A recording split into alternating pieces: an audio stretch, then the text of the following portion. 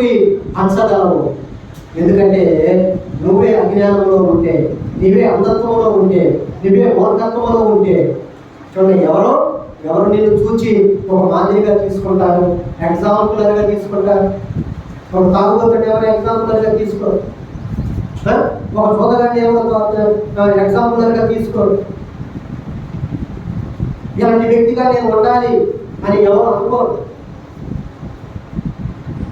ఈ లోకంలో ప్రభువుని ఎందుకని మనం తీసుకుంటామంటే, నేను సాత్వికులను, దీన మనసు గలవాడను, మీరు నా ఎదుగు వచ్చి నేర్చుకోను, మీరు నా ఎదుగు వచ్చి నేర్చుకోను. నేను సాత్వికులను, దీన మనసు గలవాడను, నా దగ్గరికి వచ్చి మీరు నేర్చుకోవాలి. మరియా యేసు పాదాల దగ్గర కూర్చొని నేర్చుకోలేదు. మార్త విస్తారమైన పనులు పెట్టుకుని దేవుని మాటలని ఏం చేసిందంటే అంత గొప్పవిగా, అంత విలువైనవిగా ఎంచుకోవాలి, శ్రేష్టమైనవిగా ఎంచుకోవాలి. ఈ దినాలలో చాలా మంది దేవుని సన్నిధిని విలువగా ఎంచుకోవాలి. విలువగా దేవుడు కనిపిస్తుంది నువ్వు విలువైన వ్యక్తివని.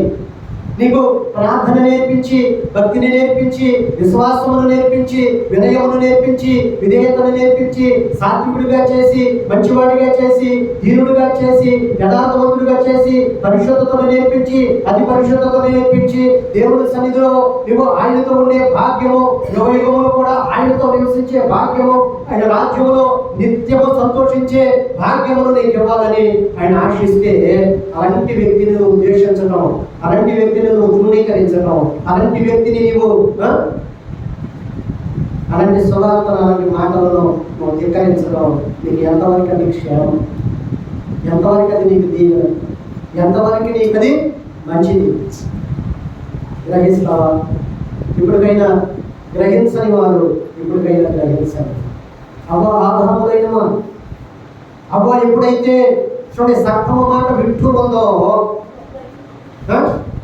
ఉందో ఆ మాటలకి ముగ్ధురాలైపోయింది. తన మాటలే తనని ఏం చేసినాయి అంటే ప్రభావితం చేసినాయి.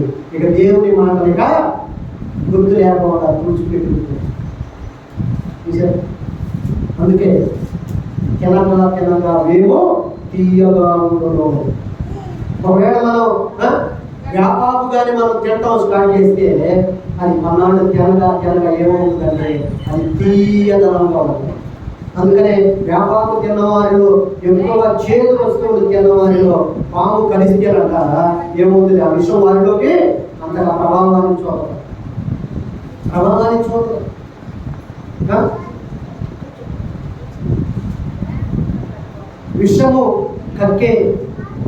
విషము కక్కే జీవిని చూడండి, విషపు మాటలు చెప్పింది, ఆ విషపు మాటలతో ఆకర్షించింది కనుక తనలో